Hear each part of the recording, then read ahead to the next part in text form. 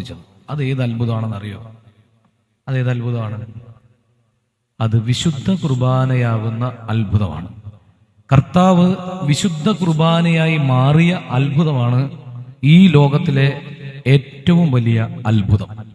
അവിടെ ഇവിടെയൊക്കെ അത്ഭുതം നടക്കുന്നു എന്ന് പറയുമ്പോൾ നമ്മൾ ഓടാറുണ്ട്. മാതാവിന്റെ കണ്ണിൽ നിന്ന് ചോര വരുന്നു പറയുമ്പോൾ ഓടും, എണ്ണ വരുന്നു പറയുമ്പോൾ ഓടും, പിന്നെ സുഗന്ധം വരുന്നു പറയുമ്പോൾ ഓടും.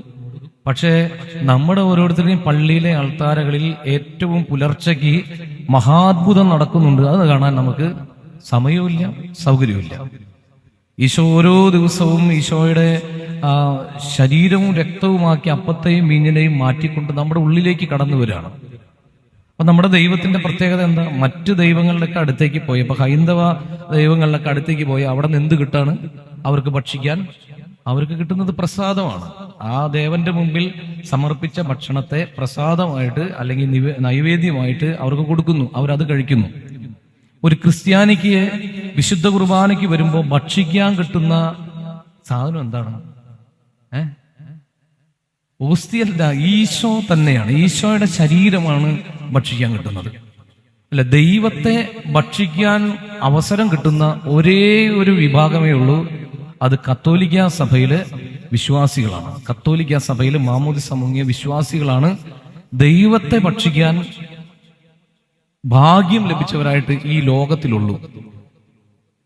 ഏഞ്ചലിലെ മാലാഖമാർക്ക് വിശുദ്ധ കുർബാന സ്വീകരിക്കാനുള്ള അവസരമുണ്ടോ? ഇല്ല. നിനക്കിന്ന് വിശുദ്ധ കുർബാന തരുമ്പോ നിന്റെ ചുറ്റും മാലാഖമാര് വന്ന് നിന്നിട്ട് അയ്യോ ഞങ്ങൾക്കത് കിട്ടിയില്ലല്ലോ എന്ന് പറഞ്ഞ് അങ്ങനെ നിരാശപ്പെട്ടു നിൽക്കുന്ന ഒരവസ്ഥയാണുള്ളത്.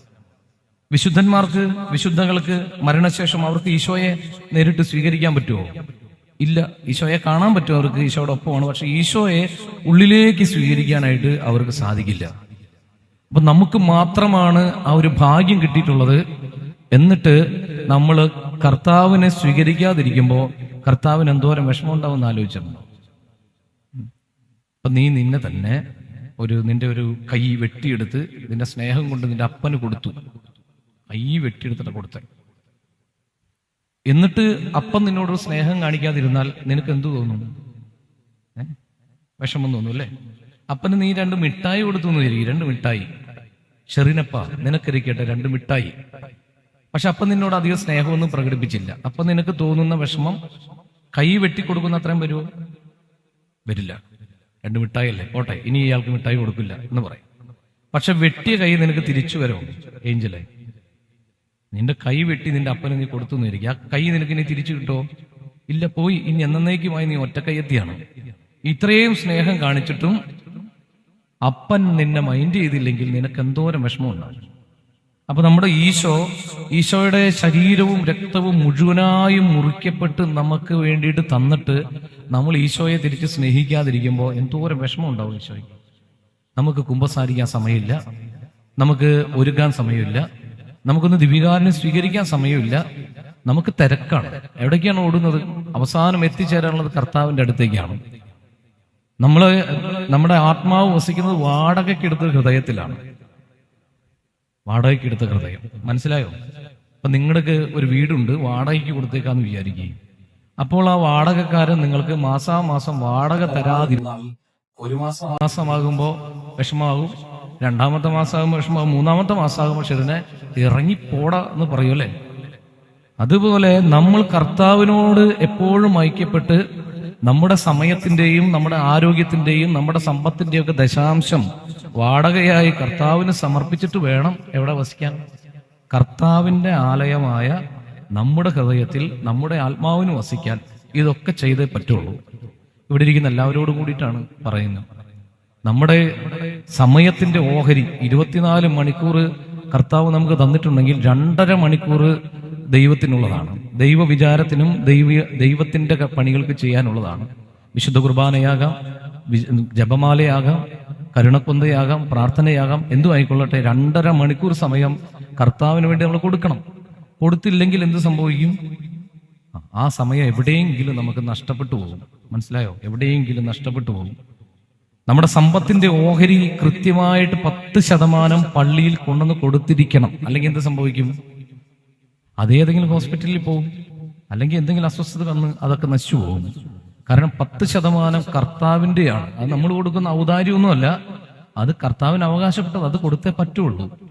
ഇനി നമ്മുടെ ആരോഗ്യം, നമുക്ക് ആരോഗ്യം തന്നിട്ടുണ്ടെങ്കിൽ ആ ആരോഗ്യത്തിന്റെ ദശാംശവും നമ്മൾ കർത്താവിന് സമർപ്പിക്കണം. ഈശോയ്ക്ക് വേണ്ടി വചനം പ്രഘോഷിക്കാനോ ഈശോയ്ക്ക് വേണ്ടി നന്മ പ്രവർത്തികൾ ചെയ്യാനോ ഒക്കെ ഇറങ്ങി പുറപ്പെടണം. എന്നാലാണ് ഈശോ നമ്മുടെ ഉള്ളിൽ വസിക്കുകയുള്ളൂ. ഇന്ന് ഏഞ്ചലിനോട് അച്ഛന് പറയാനുള്ളത്, നിന്റെ ഹൃദയത്തിലേക്ക് ഈശോ കടന്നു വരികയാണ്. ഈശോയ്ക്ക് ഒരു സ്വപ്നമുണ്ട്. എന്താ സ്വപ്നം? നമ്മൾ എല്ലാ ദിവസവും പോത്തിറച്ചി തിന്നുന്നവരാണെന്ന് വിചാരിക്കും ഷെറിനെ. എല്ലാ ദിവസവും വേറെ ഒന്നും കഴിക്കില്ല, പോത്തിറച്ചി മാത്രമേ കഴിക്കുള്ളൂ. അപ്പൊ ഷെറിന്റെ സ്വഭാവം എന്തായിരിക്കും? പോത്തിന്റെ സ്വഭാവമായിരിക്കും. മനസ്സിലായോ? എല്ലാ ദിവസവും ആട്ടിറച്ചി മാത്രമേ കഴിക്കുള്ളൂ എന്ന് വിചാരിക്കും. അപ്പൊ ജോഫിയുടെ സ്വഭാവം എന്തായിരിക്കും? ആടിന്റെ സ്വഭാവം. കരച്ചിലങ്ങനെ ശരിയാവില്ല, ആടിന്റെ സ്വഭാവമായിരിക്കും. മനസ്സിലായോ? അപ്പൊ ഈശോയുടെ സ്വപ്നം എന്താണ്? എന്റെ മക്കൾ എന്നെ തിന്നാൽ, എന്നെ ഭക്ഷിച്ചാൽ അവരുടെ സ്വഭാവം എന്താകണം? ഈശോയുടെ സ്വഭാവമാവണം. ഈശോയുടെ സ്വഭാവമാവണം. അതാണ് ഈശോ ആഗ്രഹിക്കുന്നത്. പക്ഷെ എന്തോരം ഭക്ഷിച്ചിട്ടും ഈശോയുടെ സ്വഭാവം ആകുന്നില്ല, അല്ലേ? ഈശോയുടെ സ്വഭാവം ആകുന്നില്ല. എന്താ കാരണം? ഉള്ളിലേക്ക് പോകണമെന്ന് ഈശോ ആകണ്ടേ. ആദ്യത്തെ വിശുദ്ധ കുർബാന സ്വീകരിച്ചത് ആരാണ്? ആദ്യത്തെ വിശുദ്ധ കുർബാന സ്വീകരിച്ചത് പെസഹ ആചരണ വേളയിൽ ഈശോ അപ്പമെടുത്ത് വാഴ്ത്തി വിഭജിച്ച് ആദ്യത്തെ കഷ്ണം ഒടിച്ചു കൊടുത്തത് ആർക്കാണ്? ഷെറിനെ, യൂദാസിന്. മനസ്സിലായോ? എന്നിട്ട് എഴുതി വെച്ചിരിക്കുക, അവൻ അപ്പക്കഷ്ണം സ്വീകരിച്ച ഉടനെ സാത്താൻ അവന്റെ ഉള്ളിൽ പ്രവേശിച്ചു. അപ്പൊ നോക്കി, നമുക്ക് നമ്മുടെ ഹൃദയത്തിന് വിശുദ്ധി ഇല്ലെങ്കിൽ, നമ്മുടെ ഹൃദയത്തിന് ഒരുക്കമില്ലെങ്കിൽ, വിശുദ്ധ കുർബാന, ഈശോയാകുന്ന വിശുദ്ധ കുർബാന നമ്മുടെ നാവിലേക്ക് വെക്കുമ്പോഴേക്കും ഈശോയെ തട്ടിമാറ്റി പിശാച് കയറിക്കൂടും. മനസ്സിലായോ? തിന്മ പെരുകും നമ്മുടെ ഉള്ളിൽ. അതുകൊണ്ട് വിശുദ്ധിയോടെ വിശുദ്ധ കുർബാന സ്വീകരിക്കാത്തതുകൊണ്ടാണ് ഈശോയുടെ സ്വഭാവം കിട്ടാത്തത്. ക്രിസ്ത്യാനികൾക്ക് ഈശോയുടെ സ്വഭാവം ഇല്ല. ഞാൻ എപ്പോഴും ഓർക്കും, പണ്ടൊക്കെ സിനിമകളിലെ എല്ലാ വില്ലൻ കഥാപാത്രങ്ങളുടെയും പേര് ക്രിസ്ത്യാനികളുടെ പേരാണ്, അല്ലെ?